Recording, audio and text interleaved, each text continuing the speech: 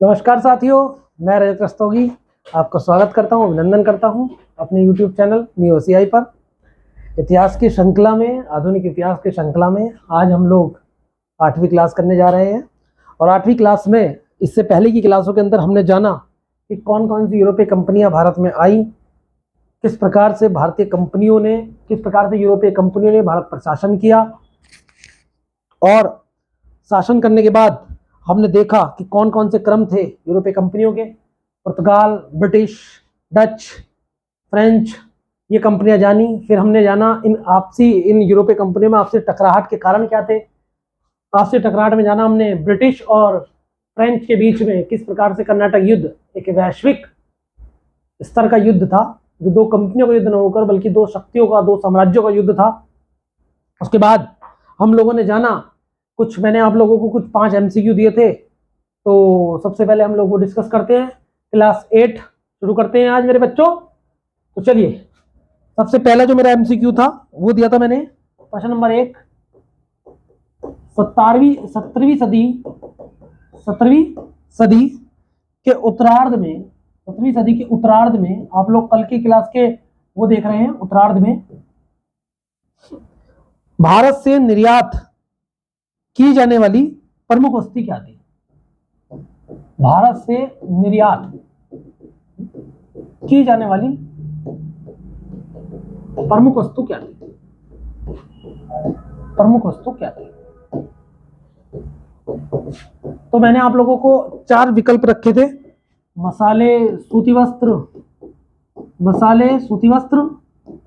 तीसरा विकल्प रखा था हमने आपके सामने कीमती पत्थर, और चौथा विकल्प रखा था सोना।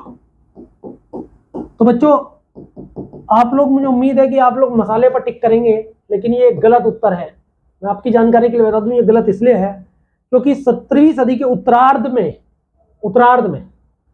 उस समय मसाले थे, बिल्कुल थे, लेकिन मसाले के बाद जो हमारे सामने सबसे ज्यादा निर्यात करने वाली वस्तु थी वो सूती वस्त्र हो गई थी। मसालों का स्थान सूती वस्त्र ले लिया था, क्योंकि उस समय डच शक्ति और ब्रिटिश शक्ति आपस में आ गई थी। आपस में वस्तुओं को लेकर कॉन्फ्लिक्ट था, संघर्ष था। सूती वस्तुएं सबसे ज्यादा निर्यात की जाने वाली मृदा थी। पहले मसाले थे, लेकिन जब ब्रिटिश और Dutch East India company Bharat आई तब ये वस्तु बदल गई। डच ईस्ट इंडिया कंपनी और ब्रिटिश ईस्ट इंडिया कंपनी जब भारत आई तो तब ये वस्तु मसाले की जगह किसने ले ली? सूती वस्त्र ने ले ली। तो पहले का आंसर होगा बी, सूती वस्त्र। जिन बच्चों ने ये लगाया है वो उनका बिल्कुल सही जवाब है। चलिए, ये पहला प्रश्न था। दूसरा प्रश्न आपके सामने मैंने लिखा था कल, वो था बच्चों कंपनियों के आगमन का काल। तो कंपनियों का आगमन का काल था, सबसे पहले पुर्तगाली आए थे। पुर्तगाली के बाद नंबर 2 पर आए थे डच के बाद ब्रिटिश आए थे, और सबसे आखिर में आए थे फ्रेंच। तो ये क्रम आप लोगों को डायरेक्ट याद रखना है, क्योंकि ये बहुत इंपॉर्टेंट है। पुर्तगाली कंपनी सबसे पहले, फिर डच, फिर ब्रिटिश आए थे, और उसके बाद फ्रेंच। प्रश्न नंबर 3 आप लोगों को दिया गया था। ये प्रश्न अपने आप में बहुत, किस कंपनी का व्यापारिक नियंत्रण ऑरमुज से मलक्का तक था? ऑरमुज से मलक्का तक किस कंपनी का नियंत्रण था? ऑरमुज से मलक्का तक किस कंपनी का नियंत्रण था? तो मेरे बच्चों, बताया था हमने पिछली क्लास में, ऑरमुज से मलक्का तक किसका था? केवल और केवल पुर्तगालियों का था। ऑरमुज से मलक्का हमने बताया था। ऑरमुज फारस की खाड़ी से अरब सागर, और अरब सागर से हिंद महासागर, हिंद महासागर से बंगाल की खाड़ी, और बंगाल की खाड़ी से मलक्का। ये बेल्ट हमने चलाई थी, और हमने कहा था कि फारस की खाड़ी से मलक्का तक, ऑरमुज से मलक्का तक पुर्तगाली थे, और ऑरमुज से लेकर अरब सागर, हिंद महासागर तक, इस वाली बेल्ट तक, बंगाल की खाड़ी तक, यहाँ ब्रिटिश थे। फिर बंगाल की खाड़ी से लेकर मलक्का तक डचों ने अपना शासन स्थापित कर लिया था, और अंत में पुर्तगाली केवल और केवल दमन, दीव और गोवा तक सिमट कर रह गए। तो प्रश्न नंबर 3 में आपको समझता हूं कि आप लोगों को समझ में आ गया होगा बच्चों। अब हम करते हैं प्रश्न नंबर 4 का डिस्कशन। तो प्रश्न नंबर 4 में क्या है, हमने आप लोगों से पूछा था कि अन्य कंपनियों की तुलना में फ्रेंच कंपनी भारत में ब्रिटिश कंपनी को बड़ी प्रतिस्पर्धा क्यों दे सकी? फ्रेंच कंपनी अन्य कंपनियों की तुलना में, अन्य कंपनियों की तुलना में, फ्रेंच कंपनी अन्य कंपनियों की तुलना में ब्रिटिश ईस्ट इंडिया कंपनी को सर्वाधिक प्रतिस्पर्धा क्यों दे सके? सर्वाधिक प्रतिस्पर्धा क्यों दे सके? फिर बोल रहे हैं फ्रेंच कंपनी अन्य कंपनियों की तुलना में ब्रिटिश ईस्ट इंडिया कंपनी को सर्वाधिक प्रतिस्पर्धा क्यों दे सकी? तो इसका उत्तर जानिए, क्यों दे सकी। हमने आप लोगों को सबसे पहला पॉइंट बताया था कल कि फ्रांस का भी ब्रिटेन की तरह साम्राज्यवादी महत्वाकांक्षा थी, या फ्रांस की भी, नंबर एक, फ्रांस की भी ब्रिटेन की तरह साम्राज्यवादी महत्वाकांक्षा, साम्राज्यवादी महत्वाकांक्षा थी। फ्रांस की भी ब्रिटेन की तरह साम्राज्यवादी महत्वाकांक्षा थी। नंबर एक कारण, क्योंकि उपनिवेश बनाने की होड़ ब्रिटेन और फ्रांस दोनों देशों में लगी हुई थी। कौन कितने ज्यादा उपनिवेश बनाए, कौन पूरे विश्व पर कब्जा करे, तो पहला कारण तो यही है बच्चों। और दूसरा कारण था कि फ्रांस की सरकार, फ्रांस की सरकार फ्रांसीसी कंपनी को समर्थन दे रही थी। बहुत इंपॉर्टेंट बात, फ्रांस की सरकार फ्रांसीसी कंपनियों को, या कंपनी को समर्थन दे रही थी। क्यों दे रही थी? कल हमने बताया था आप लोगों को कि फ्रांसीसी कंपनी एक सरकारी कंपनी थी, जबकि ब्रिटिश ईस्ट इंडिया कंपनी एक जॉइंट स्टॉक कंपनी थी, समर्थन दे रही थी। ये दो कारण ऐसे लगते हैं जिससे स्पष्ट होता है कि फ्रेंच की कंपनी अन्य कंपनियों की तुलना में ब्रिटिश ईस्ट इंडिया कंपनी को सर्वाधिक प्रतिस्पर्धा इसलिए दे सकी थी क्योंकि नंबर एक, फ्रांस भी एक महत्वाकांक्षी देश था, उसे भी उपनिवेश बनाने की होड़ लगी हुई थी। और नंबर दो बच्चों, कि फ्रांस की सरकार फ्रांसीसी कंपनियों को, या फ्रांसीसी कंपनी को समर्थन दे रही थी। तो दो कारण हमारे सामने स्पष्ट होते हैं। ब्रिटिश कंपनी की तरह फ्रेंच कंपनी भी क्या एक जॉइंट स्टॉक कंपनी थी? सोच के बताइए, ब्रिटिश कंपनी की तरह क्या फ्रेंच की कंपनी भी एक जॉइंट स्टॉक कंपनी थी? तो आप कहोगे बिल्कुल नहीं, British East India company joint stock थी, जबकि फ्रांसीसी ईस्ट इंडिया कंपनी सरकारी कंपनी थी, प्रबंधन सरकार के हाथों में था। इस प्रकार यह प्रश्न भी कंप्लीट होता है बच्चों। फिर हमने अंतिम और आखिर प्रश्न जो पूछा था वो था प्रश्न नंबर 5। वो था बच्चों, यूरोपीय कंपनी द्वारा भारत से किन वस्तुओं को 18वीं सदी में निर्यात किया जाता था? 18वीं सदी में भारत से निर्यात की जाने वाली वस्तुएं यूरोपीय कंपनियों द्वारा, कल हमने 4 विकल्प दिए थे आप लोगों को। यूरोपीय कंपनियों द्वारा 18वीं सदी में भारत से निर्यात की जाने वाली वस्तुएं, नंबर एक, घोड़ा, बिल्कुल गलत। नंबर दो, सूती वस्त्र, क्या ये निर्यात किया जाता था? सोच के बताइए, बिल्कुल सही, किया जाता था। नंबर तीन, रेशमी वस्त्र, क्या ये निर्यात किया जाता था? बिल्कुल सही, ये भी किया जाता था। और नंबर चार, अफीम, क्या अफीम किया जाता था? बिल्कुल, अफीम की खेती होती थी यहाँ। ये तीनों सही है, घोड़ा गलत है। मैं आपकी जानकारी के लिए बता दूं कि भारत ने 3 चीजों का पूरे इतिहास में आयात किया है। 3 चीजों का पूरे इतिहास में भारत ने आयात किया है, कभी निर्यात नहीं किया। आयात माने मंगाना किसी दूसरी कंट्री से। नंबर एक, घोड़ा, घोड़ा कभी निर्यात नहीं किया, घोड़ा मध्य एशिया से मंगाते थे भारत के लोग। नंबर दो, सिल्वर, चांदी कभी निर्यात नहीं करी। और नंबर तीन, टिन। ये तीनों चीज का भारत ने हमेशा आयात किया है, ना कि निर्यात। पूरे इतिहास में अगर आपको आयात निर्यात का कभी प्रश्न आ जाए तो ये आप टिक करना।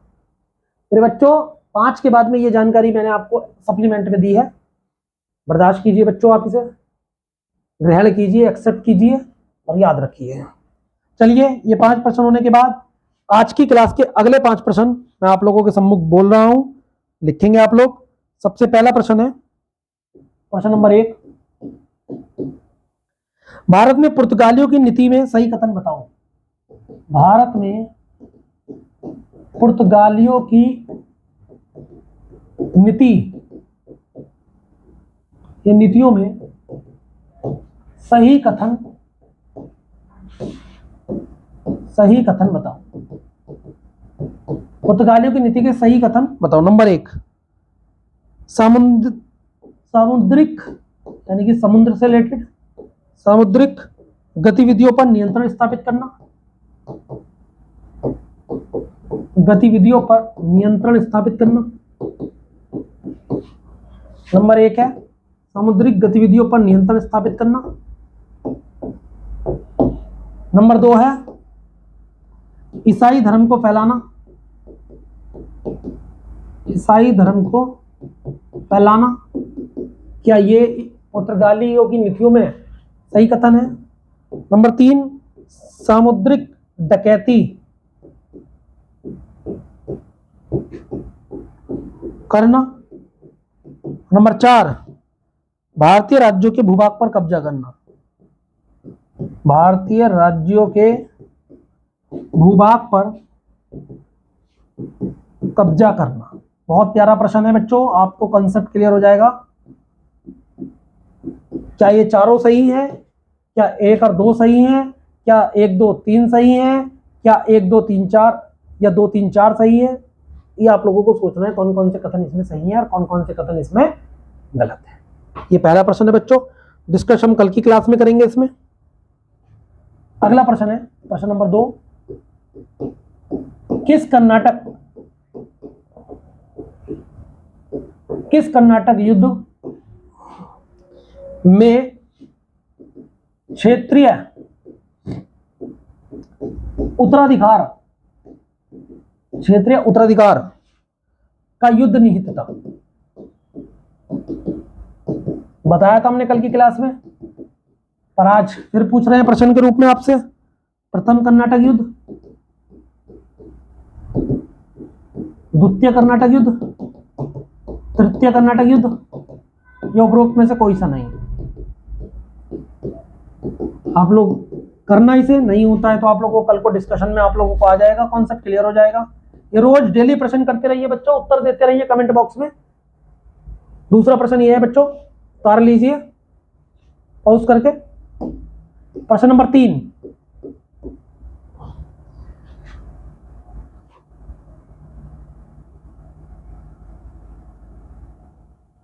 ब्रिटिश कंपनी की पहली रेजिडेंसी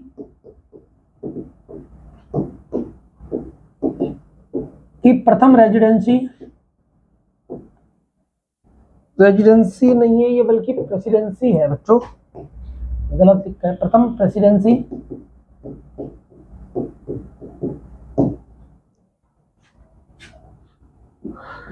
कौन सा शहर था? ये आपको डायरेक्ट याद रखना है, मैं विकल्प नहीं दूंगा, डायरेक्ट याद रखना है। प्रथम प्रेसिडेंसी कौन सी थी? प्रश्न नंबर 3। प्रश्न नंबर 4 आपके सम्मुख, घटनाओं का क्रम लिखिए। कुछ आज की क्लास में आ जाएगा, सोचना। नंबर 1 प्लासी, नंबर 2 सेंट तोमे युद्ध, और नंबर 3 वांडीवाश।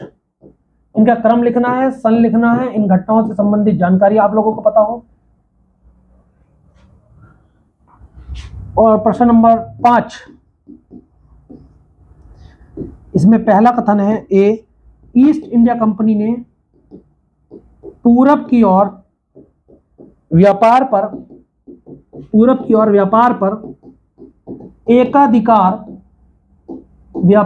एकाधिकार करने का लक्ष्य बनाया। ए, कथन ए है ये।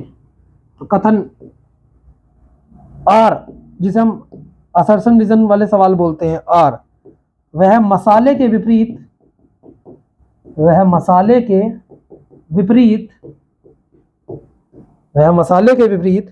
सूती वस्त्र व्यापार पर नियंत्रण स्थापित करना चाहते थे।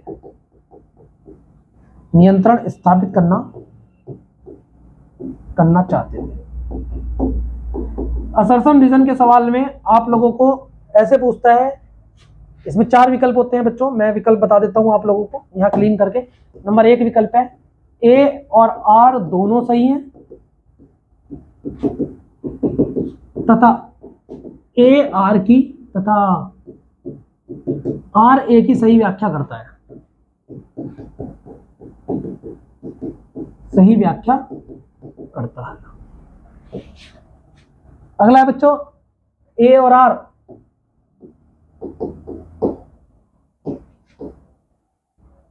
दोनों सही हैं, लेकिन आर ए की व्याख्या नहीं करता है। नंबर 3 है ए सही आर गलत है, और नंबर 4 है आर गलत ए सही है। इस प्रकार आपको सोचना है बच्चों इन चारों में से। कल को आप लोगों को हम इससे आगे के ये 5 प्रश्न का एक्सप्लेनेशन देंगे अगली क्लास में। आज क्लास 8 है। चलिए ये 5 प्रश्न के बाद में हम लोग चल रहे थे लास्ट टाइम कर्नाटक युद्ध में। एक बार फिर बता दे रहा हूं कर्नाटक युद्ध क्या है। ये 2 कंपनियों का युद्ध न होकर बल्कि 2 साम्राज्य के युद्ध थे जो वैश्विक स्तर पर चल रहा था। पूरे विश्व में यूरोपीय संघर्ष हो रहा था। 2 महाशक्ति आपस में युद्ध लड़ रही थी, जिसमें एक ब्रिटिश और एक फ्रांसीसी कंपनी थी। भारत में इस युद्ध की परिणति कर्नाटक युद्ध में देखने के लिए मिलती है। बच्चों मैंने आप लोगों को बताया था कि भारत में ब्रिटिश कंपनी को फ्रांसीसी कंपनी से ही सबसे अधिक प्रतिस्पर्धा क्यों हुई थी, तो हमने आप लोगों को बताया था इसका कारण क्यों हुई थी, क्योंकि उपनिवेश बनाने की होड़ पूरे विश्व में दोनों देशों को थी। और नंबर दूसरी बात हमने बताई थी कि फ्रांस एक महत्वाकांक्षी शक्ति होने के साथ साथ फ्रांस की कंपनी एक सरकारी कंपनी थी, और जबकि ब्रिटिश की कंपनी जॉइंट स्टॉक कंपनी थी। फिर हमने आप लोगों को बताया कर्नाटक युद्ध के कारण क्या है कि दोनों कंपनियों के द्वारा दक्षिण भारत के व्यापार पर एकाधिकार स्थापित करना था, दक्षिण भारत के व्यापार पर नियंत्रण स्थापित करना था दोनों में, ब्रिटिश और फ्रांस को। कर्नाटक युद्ध यूरोपीय प्रश्न का विस्तार था। उदाहरण के लिए जो पहला कर्नाटक युद्ध था, प्रथम कर्नाटक युद्ध, यह हुआ था बच्चों 1744 से 1748 के बीच। इस युद्ध का जो कारण है वो यूरोप में होने वाले ऑस्ट्रिया के उत्तराधिकार, यूरोप में होने वाले ऑस्ट्रिया के उत्तराधिकार, यूरोप में होने वाले ऑस्ट्रिया के उत्तराधिकार का युद्ध था, उसका ही विस्तार था। और तृतीय कर्नाटक युद्ध की अगर मैं बात करूं तो तृतीय कर्नाटक युद्ध सप्तवर्षीय युद्ध का परिणाम था। तृतीय कर्नाटक युद्ध की तारीख हमें याद हो 1758 से 1763 के बीच, और सप्तवर्षीय युद्ध चल रहा था यूरोप में 1756 से 1763 के बीच। जो द्वितीय कर्नाटक युद्ध है वो हैदराबाद और कर्नाटक के उत्तराधिकार के लिए था। कारण आप लोगों को पता चल गया, कर्नाटक और हैदराबाद के उत्तराधिकार के लिए युद्ध हो रहा था। एक शक्ति के साथ फ्रांसीसी मिल जाते हैं और एक शक्ति के साथ ब्रिटिश मिल जाते हैं। तो कर्नाटक के साथ ब्रिटिश शक्ति मिल जाती है और हैदराबाद के साथ फ्रांसीसी शक्ति आपस में मिल जाती है। इस प्रकार यह तृतीय युद्ध हुआ। यह यूरोपीय कंपनियों की राजनीतिक महत्वाकांक्षा का ही परिणाम थी। उदाहरण के लिए द्वितीय कर्नाटक युद्ध, जिसका कालखंड 1749 से 1754 है, हैदराबाद और कर्नाटक के उत्तराधिकार के मुद्दे से आरंभ हुआ तथा इसमें पहल फ्रांसीसी गवर्नर डुप्ले ने की थी। अंत में हैदराबाद पर फ्रांसीसी नियंत्रण तथा कर्नाटक पर ब्रिटिश नियंत्रण स्थापित हुआ। अब एक अगला प्रश्न आता है यहां कि तृतीय कर्नाटक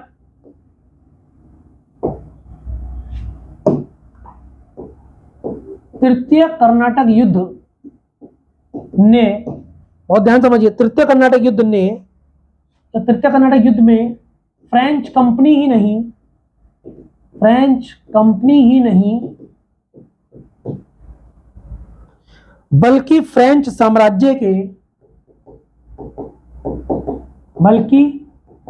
साम्राज्य के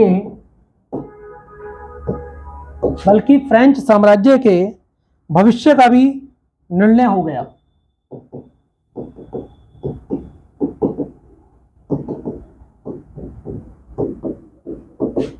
फ्रेंच कंपनी ही नहीं बल्कि फ्रेंच साम्राज्य के भविष्य का ही निर्णय हो गया। इस कथन पर टिप्पणी कीजिए। ये कथन पर टिप्पणी करनी है।